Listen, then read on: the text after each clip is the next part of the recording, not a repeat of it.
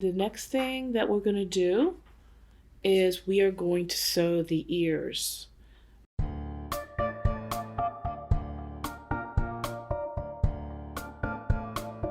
When I trace the ears, I traced two like this and I traced two like that because I noticed that there was one side that had a large circle and a small circle, and the other side just had a smaller circle. And I was not 100% sure that this ear, if folded in half, was perfectly symmetrical, and it seems to be. But just in case, I traced two like that using the blank side and reversed it, and the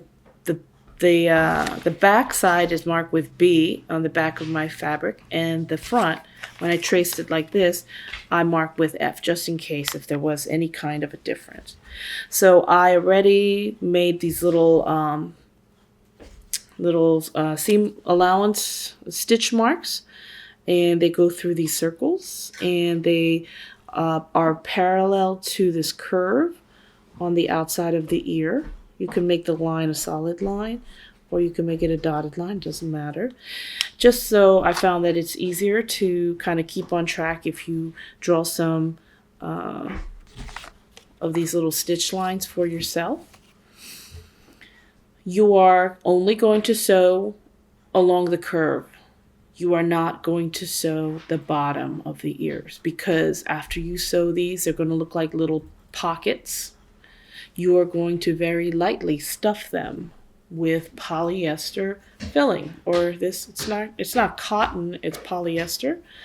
So very, very lightly, you're going to not pack them in too hard with too much stuffing. So I'm going to right now stitch the ears closed and show you how to install the ears to the front of the face. So I'm going to go ahead and sew both little ears. And when I'm done, they're going to look like little pita pockets. So that the fabric, the two pieces don't slip and move out of position, always pin where you begin and where you end, and put a couple pins in the middle too, so that the fabric doesn't shift and move out of position, so that one piece is down here, one piece is up here sticking out, because I have also seen that happen.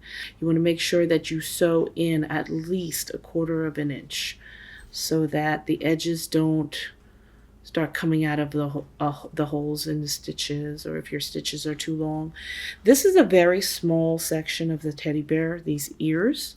So what you want to do, especially for small parts, and you should be doing it for all the parts of the bear, is you want to make the stitches really small. You want to make them 1/16 of an inch ideally. To not make them 1/2 inch, or the bear will not look right when you turn it inside out, just will have big holes in it.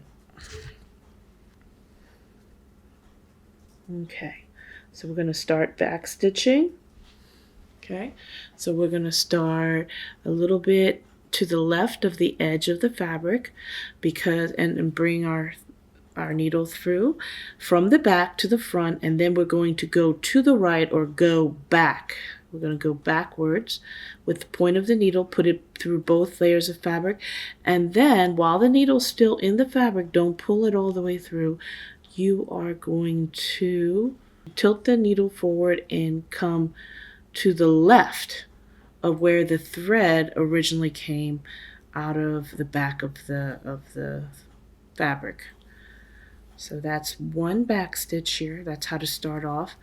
And then you're going to go to where the last stitch ended, insert the needle into the same hole.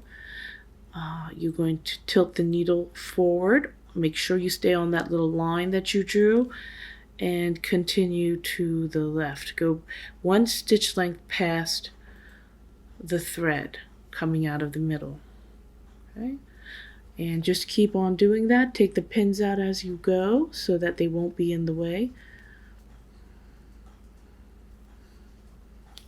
If you sew too far inboard, like more than 1/4 inch, then your ears are going to get smaller and smaller and smaller.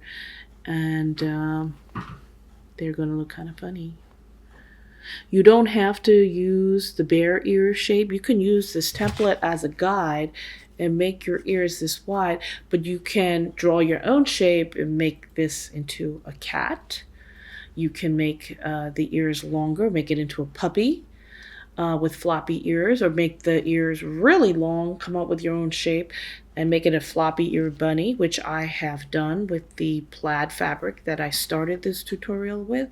I did not make a bear. I actually made long ears that look kind of like that, except it was a little skinnier, and made rabbit ears. So you can have a lot of fun and change up. If you want to be creative, you can change up the shape of the ears and just follow the same steps when sewing though, and turn this bear into a cat or a rabbit or a dog, or a little doggy, just by changing the shape of the ears, because the body is a nice, just very generic kind of animal body, and it could be any of those animals with just a few changes. Okay, so I'm stitching along the edge right here.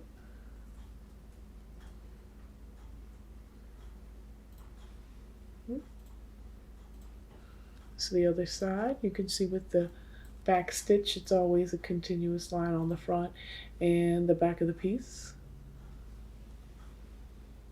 So I'm running out of thread, so I have a piece of thread that's a little bit longer than my needle, so I know that I need to stop, and I'm going to go right to where the thread's coming out of the top of the cloth.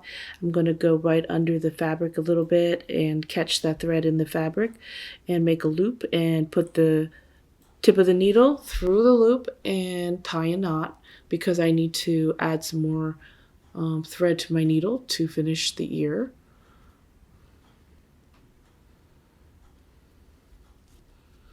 So I'm going to do that, knot it twice so that my knot doesn't come out. And I'm going to push down on the knot with my fingernail to make sure it's just nice and tight and up against the fabric. And cut a little bit away from the knot. And there we go. And I'm going to continue to sew after I put in some put on some more thread.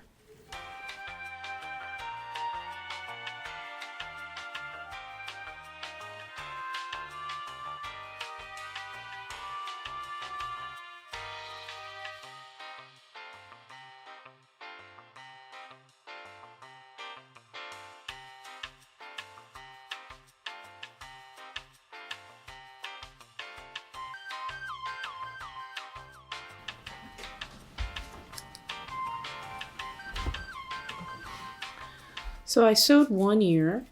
So after you sew it, you can turn the ear inside out and make sure that you get, push out from the inside and get all the little nooks and crannies. This is actually a little plastic tool you can use. This part is to take out little pointy areas, like really tight little points, pointy shapes when you sew, and this curved area is for taking out little wide curves like these ears. Just make sure that it's fully turned inside out, so there's no like parts that are still not pushed out fully on the inside, or look like a little flat area or a little dent. So after you sew each ear, you are going to look for, and this is the part of the pattern that I thought didn't make sense because it's inside. There is a large dot and a small dot. So what you're supposed to do is line up the large dot on the inside here, on the back inside edge, with the large dot and the small dot on the inside of the face right here. Okay, and that's how you're supposed to do it, so that the ears are pinned like this. But I tell most of my girls, just look at these two seams here and just start pinning the ears from the seam on outward. And the ears being right there in that location will look fine too. But if you want it to go exactly by the directions, the ears are slightly a little bit in front of the seam, kind of a little closer toward going toward the center of this bear's, the middle of the top of his head. So you could just do that. You can do your best to eyeball that or try to match up the little dots. Oh, but before you sew the ears in, you have to put a little bit of stuffing in. They only said pack some stuffing in there a little loosely to give the ears a little bit of a three-dimensional look. Do not put too much stuffing in there so that the ears will look like little balls on top of his head, and that's going to look kind of silly. So you want them to still be like a little bit squishy, just a little squishy, and still a little bit flat. So don't put too much stuffing in there. And then you are going to pin them. So you can pin it a little bit closer toward the center of the top of the head if you want, and go a little bit past the seam here by half an inch or a quarter of an inch, and then you're going to pin. And have the ears facing down. After you sew the back of the head on and then you flip the face, the whole head inside, right side out, the ears will pop up like that. It will pop up, so don't worry. They're just facing down at this stage, but they will pop up.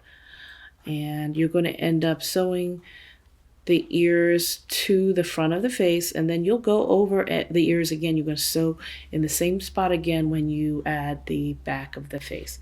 So I'm going to just finish sewing the second ear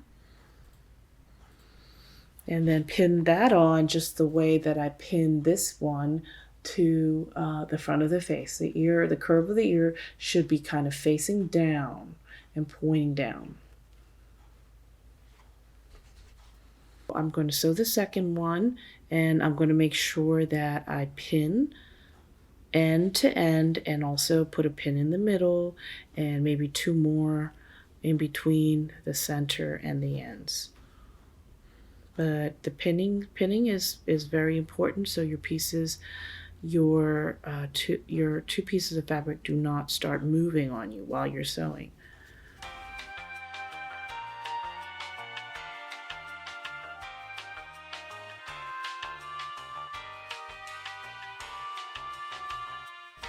And we're using the back stitch for everything. I'm going to go back to the right and go forward to the left. Go to where the last stitch ended, back to the right and forward to the left.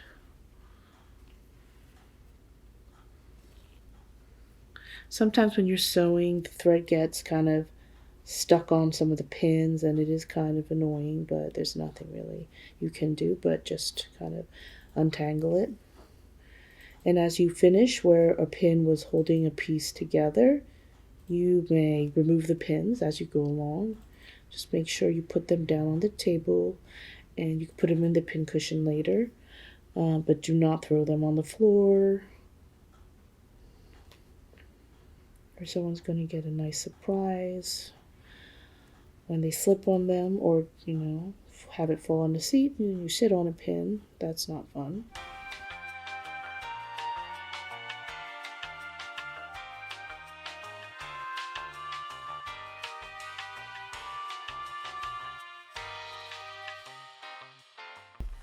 Okay, so I just sewed the second ear, and I tried to stuff them with the same amount of cotton. And I'm going to also pin this upside down. Using the little circles as my guide, I'm going to pin the ear to the front of the face, like this.